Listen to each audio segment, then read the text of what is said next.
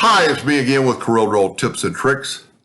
This is the first video in a series for only 2023 Corel. I just downloaded it a few minutes ago, but I'd already been playing some other people's videos and watching. So if you select this item, there's a new tool right here called the Variable Outline tool.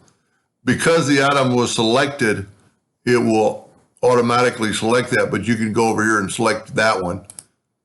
And then pick that, well, let's don't even pick the corner. Let's pick it right there and double click on a node. And look what it did. It made the outline thicker.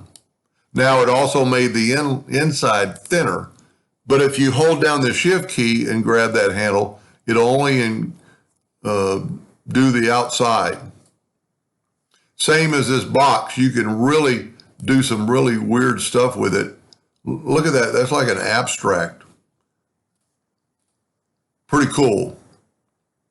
And then I guess you could still fill in that green or whatever you really wanted, and you can make now you can make the outline. We could hit the F12 key and make our outline blue and have some really neat, it's a pretty neat feature.